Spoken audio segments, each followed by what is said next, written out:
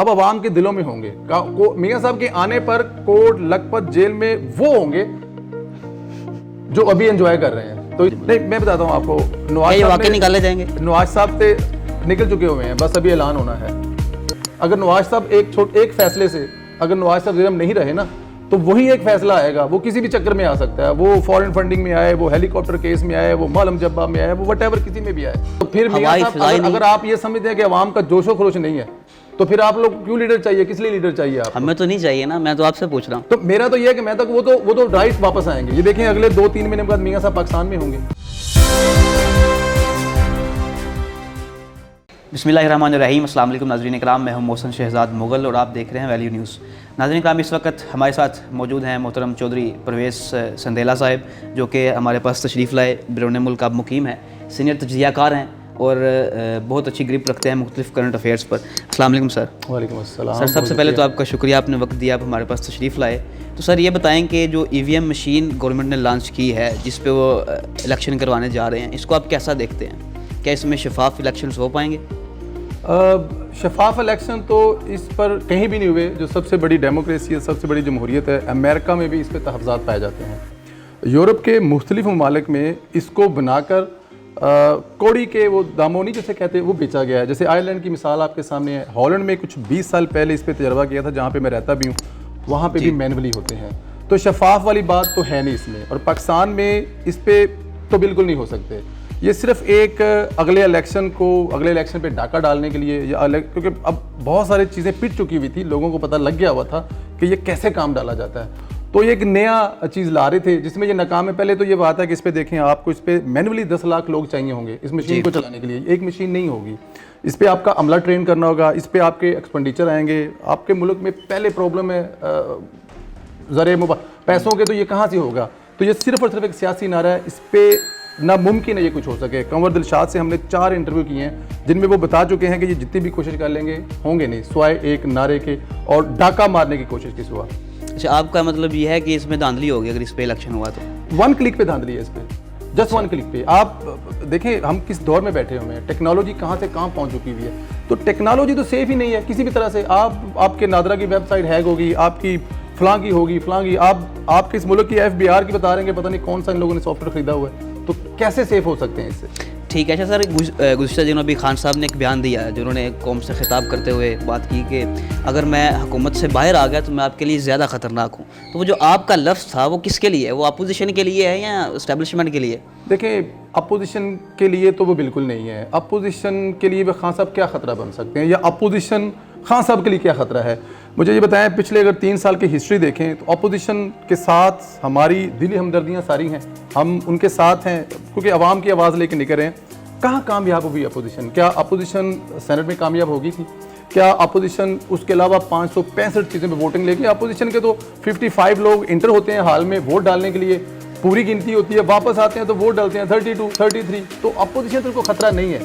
खान साहब को खतरा उनसे है जो खान साहब को लेके आए हैं, वही खान साहब के खतरा है, क्योंकि खान साहब के कानों में ये कहा जा चुका है उनकी कैबिनेट मीटिंग में बड़े राजदारी से कि खान साहब आपको हटाने की तैयारियां हो चुकी हुई हैं। तो अब खान साहब मैसेज उनको दे रहे हैं जो खान साहब को लेके आए थे। अपोजिशन से या मीडिया से किसी कोई खतरा नहीं है। आप कहना चाह रहे हैं कि जैसे नवाज शरीफ साहब निकले तो जाकर उन्होंने कहा मुझे क्यों निकाला, तो ये भी कल को जाके यही कहा करेंगे कि मुझे क्यों निकाला? नहीं, वो मियां साहब ने अच्छा, मुझे अगर निकाला गया तो उन्होंने कहा था मुझे क्यों निकाला, इसमें इतना फर्क नहीं है। ये कब दोनों एक जैसे हो जाएंगे? नहीं, मैं बताता हूँ आपको, नवाज वाकई निकाले जाएंगे? नवाज साहब से निकल चुके हुए हैं, बस अभी ऐलान होना है, ठीक है जी। और उसके बाद जो अगली हुकूमत किसकी होगी फिर? अगली हुकूमत देखें, इस मुल्क के जितने भी अदारे हैं ना, वो स्वाय मुस्लिम लीग नून के किसी हुकूमत को अफोर्ड ही नहीं कर सकते, बिकॉज ऑफ किसी हुकूमत के पास काम करने के लिए वो टीम ही नहीं है, वो टीम का लीडर ही नहीं है जो काम कर सकते हैं। देखें, अगर आप पिछले 15, 20, 25 साल की हिस्ट्री निकाल के देख लें तो आपको एक गवर्नमेंट नज़र आएगी PMLN की 2013 से 18 तक। इसहाक डार साहब से लेकर, नवाज साहब से लेकर, ख्वाजा साद रफ़ीक, मैं नाम लेते लेते थक जाऊँगा, जो टीम है जो काम कर सकते हैं। तो चाहे वो एस्टेब्लिशमेंट हो, चाहे वो जितने 3-4 स्ट्रॉन्ग अदारे थे जिन्होंने मिलकर नवाज शरीफ को निकाला था, अब किसी के पास इतने पैसे नहीं है कि वो अपने वर्करों की या अपने स्टाफ की तनख्वाहें दे सके। तो PMLN की हुकूमत ज़रूरी है। और एक बात और, अवाम जो है ना, वो भी किसी और हुकूमत को एक्सेप्ट ही नहीं करेंगे। अच्छा सर, आपकी मुलाकातें होती रहती हैं नवाज शरीफ साहब से भी, मियाँ साहब से, और दूसरा इसहाक डार साहब से, मुख्तलिफ रहनुमाओं से नून लीग के, तो क्या मियाँ साहब वाकई वापस आएंगे या आ रहे हैं, और कब आ रहे हैं? अच्छा ये बताएं कि मियाँ साहब वापस कब नहीं आए थे? क्या मियाँ साहब तब वापस नहीं आए थे जब उनकी बेगम बिस्तरे मर्ग पर थी? मुझे वो प्रेस कॉन्फ्रेंस याद है, आई वाज आई विटनेस। मियाँ साहब जब ये फरमा रहे थे कि मुझे नहीं पता कि वापस ज़िंदा हालत में अपनी मैं शरीक हयात को देखूंगा या नहीं देखूंगा, लेकिन पाकिस्तान में कानून क्योंकि मुझे बुलाया है, मुझे सज़ा हुई है, मैं वो सज़ा कबूल कर रहा हूँ और वापस जा रहा हूँ। अगर मियाँ साहब उस वक्त वापस आ सकते तो अब तो मियाँ साहब के पास कुछ लूज़ करने के लिए नहीं है। तो सिर्फ ये है कि राइट टाइमिंग है। जब मामलात इस मुल्क में, पहले मुझे ये बताएं कि इस मुल्क की अवाम मियाँ साहब का इस्तकबाल करने के लिए तैयार है? आप मुझे छोड़े मियाँ साहब कब वापस आएंगे, क्या इस मुल्क की अवाम तैयार है कि मियाँ साहब का इस्तकबाल कर सकेगी? क्या इस मुल्क की अवाम चाहती है कि मियाँ साहब आएँ सारे मसाइल हल कर दें? अवाम क्या कर रही है? तो अवाम में तो जोश खरोश नजर ही नहीं आ रहा कि मियाँ साहब वापस आएँ, ऐसा तो बिल्कुल। तो फिर मियाँ साहब अगर आप ये समझते हैं कि अवाम का जोशो खरोश नहीं है तो फिर आप लोग क्यों लीडर चाहिए? किस लिए लीडर चाहिए आप? हमें तो नहीं चाहिए ना, मैं तो आपसे पूछ रहा हूँ। तो मेरा तो ये है कि मैं तो वो तो राइट वापस आएंगे। ये देखें अगले 2-3 महीने बाद मियाँ साहब पाकिस्तान में होंगे। ये मार्च का महीना आपका जो है ना, ये आपको पिछला लॉन्ग मार्च याद है जो कि मेरे ख्याल 200-400 बंदों से स्टार्ट हुआ था, और जैसे ही मियाँ साहब बाहर निकले थे तादाद लाखों में पहुंच गई थी। कितनी देर में वो गुजराला पहुंचा था, गुजराला क्रॉस नहीं हुआ था, तो वो जो प्रॉब्लम था सॉल्व हो गया था। तो मियाँ साहब जब इंटर होंगे ना, जब आएंगे मार्च में, तो ये जो आने वाले दिनों में 23 का मार्च है ना, ये इतना बड़ा मार्च होगा कि पाकिस्तान की तारीख में इससे पहले बड़ा कोई मार्च नहीं हुआ होगा। तो मियाँ साहब उस मार्च में भी शरीक हो सकते हैं। अच्छा, आप कह रहे हैं कि 3-4 माह तक मियाँ साहब वापस आ रहे हैं? मियाँ साहब 3-4 मार्च से, देखिए एग्जैक्ट तो वक्त के साथ चीज़ें होती हैं, लेकिन मियाँ साहब की वापसी जो है वो एक अटल हकीकत है।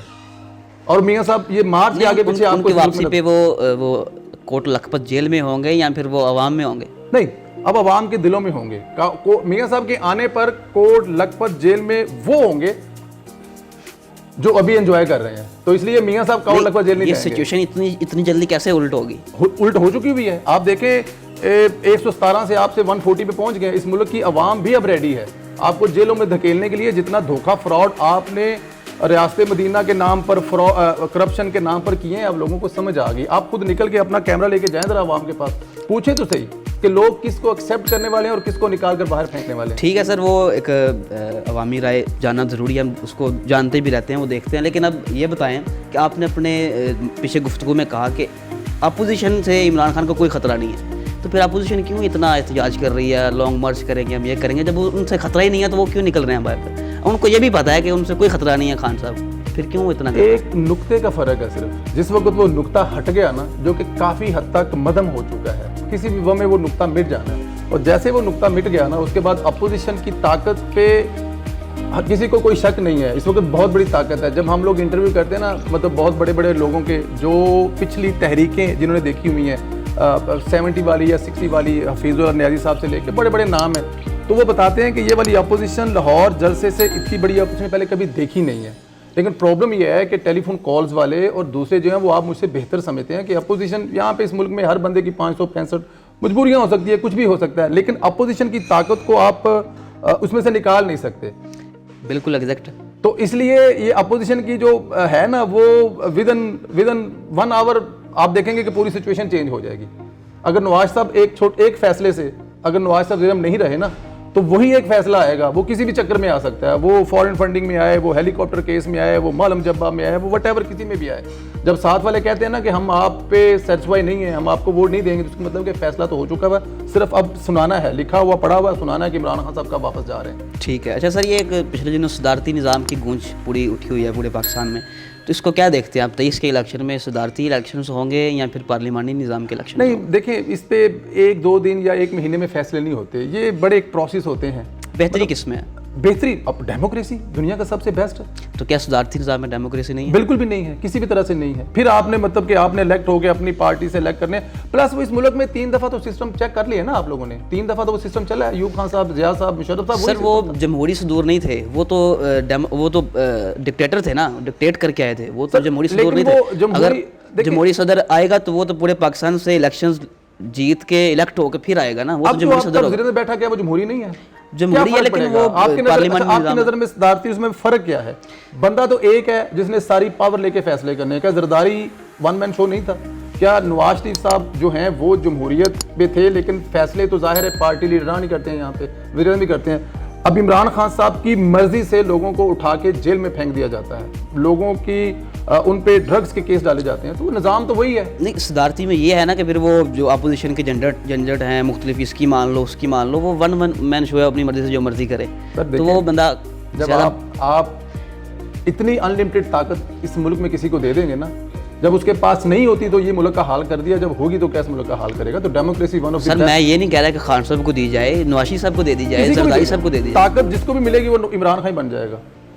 लेकिन सर अब अगर सदारती निज़ाम को हम कहें कि ये ठीक नहीं है, तो फिर तो पूरी जितनी बड़ी बड़ी ममालिक हैं, अमेरिका को देखें, वहाँ पे सदारती निज़ाम है, सुपर पावर है, रूस को देखें, बड़ा लंबा प्रोसेस है, बड़ा लंबा। रूस की आप हिस्ट्री निकाल के देखें, बड़ा लंबा प्रोसेस है। इस मुल्क में जो निज़ाम पिछले 70 साल से चल रहा है, आप उसको तो चलने दें यार, छोड़े जमहूरी निज़ाम को, एक दफ़ा आइन वाले निज़ाम को तो फॉलो करें, सारा कुछ ठीक हो जाएगा।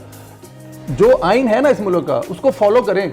देखें, आपको सारे निज़ाम अच्छे लगने शुरू हो, जब आपने मानना ही नहीं है, जो लिखा पढ़ा हुआ सामने, उसको आपने मानना ही नहीं है, वो चाहे डेमोक्रेसी हो, चाहे वो सदारती जुमरा, कुछ भी हो, कुछ फ़र्क नहीं पड़ेगा।